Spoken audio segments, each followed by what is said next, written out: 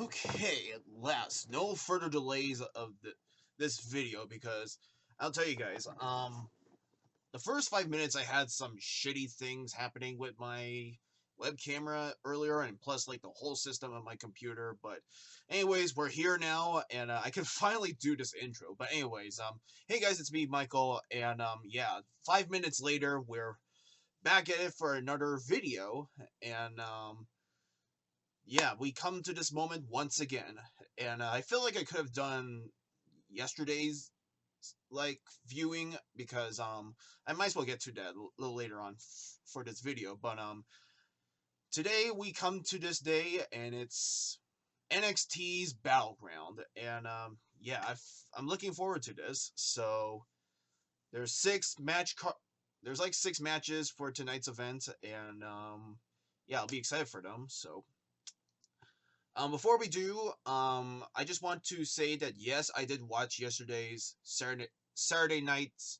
main event, and yeah, I'm kind of curious to where this direction is now going because knowing that you have like John Cena and Logan Paul versus they're going after against the returning Cody Rhodes that he appeared out of nowhere yesterday, in which I didn't knew it was I didn't knew it was coming, but some of us knew he was gonna probably like try to finish off John Cena, and plus the whole story arc of like have a farewell tour, but it's a farewell tour that keeps on going on. But I feel like it honestly, I think that fits the gimmick of John Cena because he does carry the title as like if he was like the main event, like the main attraction of the entire tour. I mean, that's what the tour is essentially. But Cody wants to basically stop everything because knowing that the knowing that Cena turned on us, like obviously turned on us, and knowing that he sold his soul to The Rock, I'm curious to what this is going to lead to. So I'm excited for that. And everything else from last night, not a problem. So that's that. I just got that elephant out of the room, and now let's go talk about what we have here. I have the SmackDown Hotel website to uncover the matches that we're going to expect for tonight's event. So I guess I'll just go chronologically, like in not such of a particular order, but what the SmackDown Hotel website has says, what will we expecting for tonight? So I guessing for starters to kick off the show. Excuse me, a little burp there. We have a 6-man tag team match. Hank and Tank, the current NXT tag team champions, there teaming up with Josh Briggs as they go up against the Calling, Sean Spears, Brooks Jensen, and Nico Vance. And I feel like this one may not draw a lot of crowds because I mean, yes, we do like Hank and Tank as like a entertaining team. I mean, they play off their gimmicks very well, like Heavy Machinery. And adding Josh Briggs to the mix adds an interesting element because with the Calling, one of the members is Brooke Jensen, and if you guys are like a long time NXT fan, you'll probably know that Josh Briggs and Brooks Jensen were once a tag team together, and they just so happened to win the NXT United Kingdom Tag Team Championships. I almost said NXT European Tag Team Championships. I mean, if it was a thing, if NXT Europe was, if it still happens, then it would be called by that. But anyways, getting back to the actual match. They were once known as a tag team, but then they splintered off, like they distanced themselves away for a little bit, and then we get the whole weird like Brooke Jensen's kind of like story arc, and then we got Sean Spears entering in, and Nico Vance for some of us, and even most of us, we're like, was who? So yeah, that's the Calling, and this is the one I'm not too crazy about actually because this is just like thrown in there. Like it could have been like Dark State, you know. I mean, essentially, we might get that as we might as well get like a Dark State kind of like invasive attack, like maybe maybe like after in maybe one of these matches, because I feel like it's bound to happen. Even though Dark State they weren't like active for like the last 2 weeks of this recording. Something tells me that they're probably going to be at this event. So, but getting into like the actual match itself, the team of Hank, Tank, and Josh going up against the Calling. I think the Calling might steal this one because they said here that they're gonna have Izzy Dame to watch over the group. So it's either if she screws with Josh or even one of the tag team champs, and Sean Spears takes the big win and they call it a match. And maybe that's when you get the Dark State attacks on both Hank, Tank, and Josh.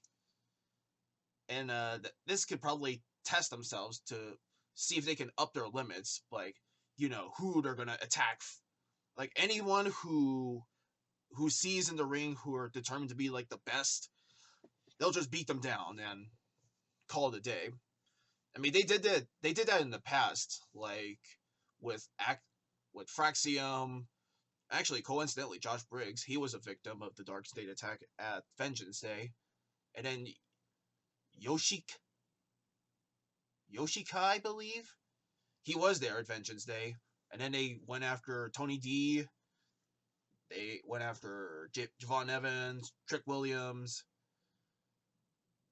Yeah, you never know. I think the stakes are going to be super high for who Dark State's going to get to in order to get to the very top. I mean, I could see Dark State as like the next level like stable. There are some elements that do like compare and contrast with like other factions, like the Shield, the Nexus, Retribution. I mean, that's essentially what they are. They're supposed to be what Retribution was supposed to be, and they did it that way. But at that time, it was just so freaking stupid for Retribution. Even I called it cringe back in the day. Anyways, next match we have.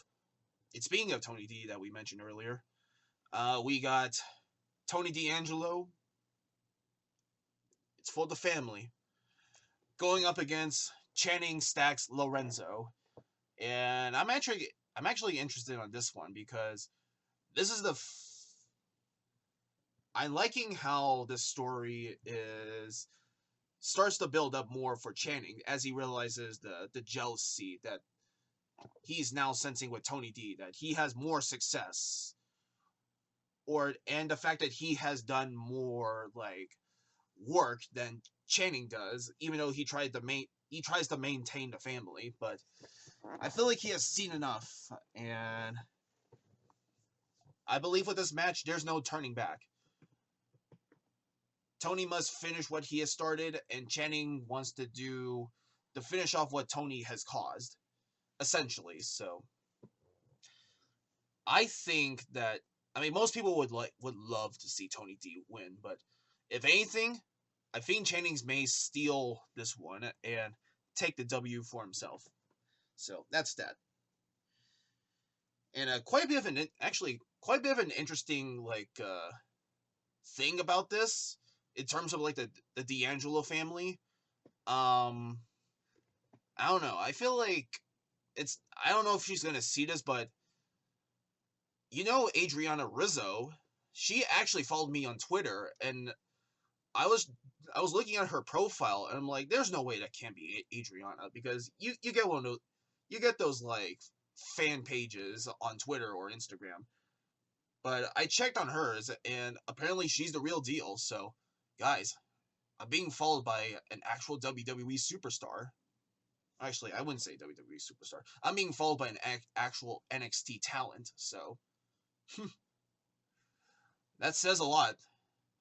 If I'm growing more into this wrestling community, so that technically means that the WWE would love to bring me in to do like these sort of like reviews, be part of some like wrestling community show, or maybe even be part of attendance of an actual event itself. Because for me personally, I have been to like 5 or 6 wrestling events of my life, and WrestleMania was like a couple.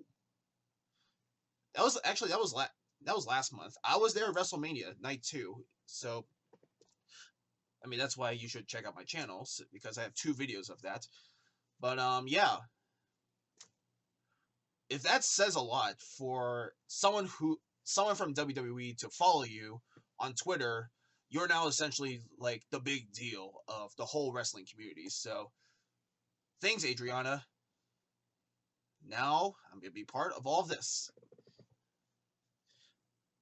I mean, hook me up actually, not just to work for the family. I mean, I'd love to, but not just to work for the family, but just to work for WWE as like a whole. Actually, WWE they would screw me for sure. I would prefer to stay in NXT and then probably work my way up to WWE. Maybe not like as an actual wrestler, but maybe just like one of those like spokespersons, like one of those like interviewers, you know. But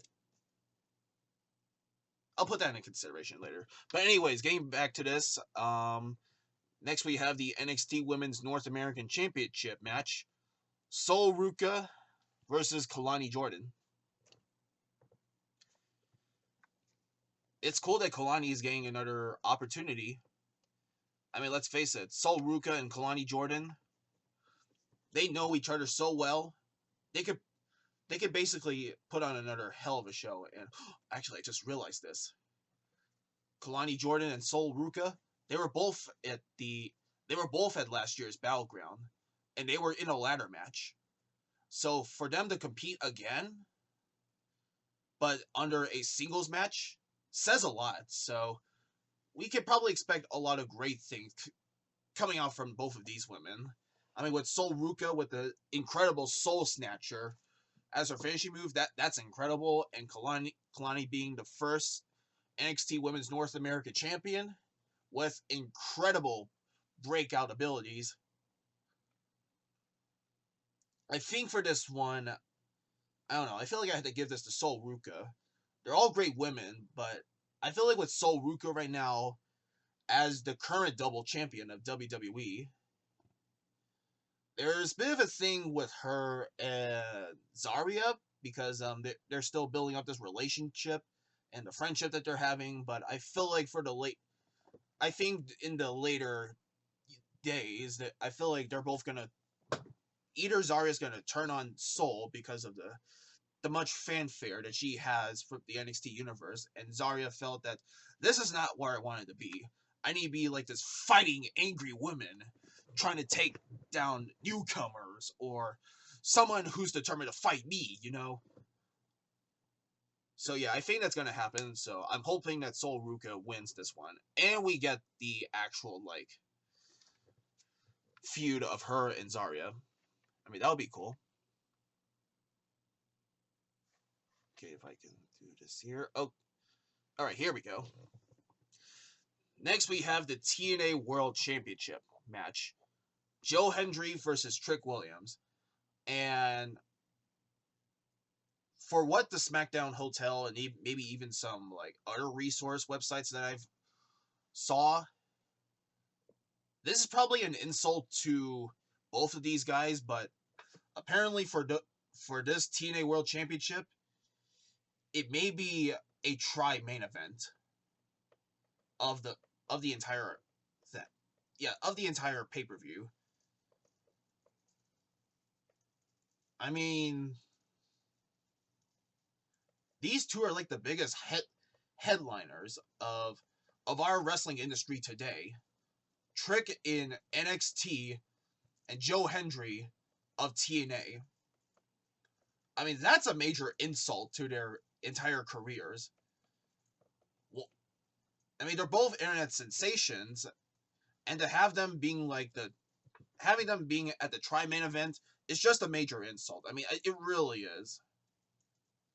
I mean, I understand that Trick. I mean, I understand that Trick and Joe are not well enough.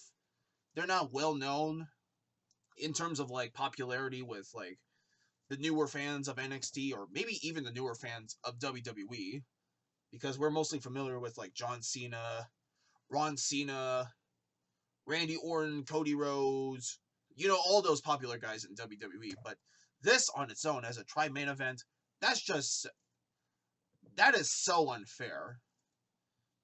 But you know what? NXT management or NXT creative, they say it is what it is. So, but yeah, that's just a major insult.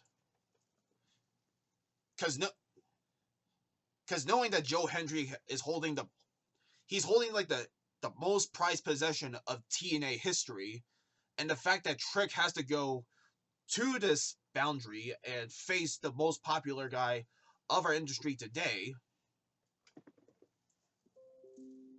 there are no words. Plus, hell, even my computer says it all. They're just giving me some other notifications that's not relating to professional wrestling. So, but anyways, in terms of who I predict who's going to win this one, I mean, you can't. I mean, you can't face it. Whatever is TNA stays in TNA. So I think Joe Hendry's going to get the biggest win and maybe the biggest blowout in the history of professional wrestling, live on Peacock, and retaining the TNA World Championship. And maybe both Trick and Joe Hendry will finally get the share of respects, probably at the end of the match. If not, then we'll probably see the ultimate heel of NXT today, Trick himself. And he'll probably tell us that you whooped that Trick, now I'm going to whoop your Trick. And my mouth's about to be dry, so I mean it's soon. I mean it's going to be later on for this live stream, so be sure to stay tuned for that. So anyways, next one, the last of the two, we got the NXT Women's Championship match. Stephanie Vercure versus Jordynne Grace. Once again, we have another set of people who are well known throughout the entire world, and then they just get thrown into like somewhere that is not near as the top. I mean, Stephanie Vercure, she's like the best right now, and Jordynne Grace is like climbing up to the mountaintop. And I feel like this one I have no problems with it because they're all great women. But in terms of who's gonna win, I mean, Stephanie, she has done so much things that she's being called like the impossible. And for Jordynne, she's one of the strongest women that we have in our wrestling community today. I mean, just look at her. She's like freaking buff as hell. But does that deter? But does that actually says if she can defeat Stephanie, it's such great strength? Because I think it's not about the strength or ability. It's just about who can carry the momentum of carrying the entire match as a whole. So I think in terms of who's going to win this one, I think Stephanie's going to retain her title for sure. I mean, we all love Jordynne Grace, but I think she still needs time.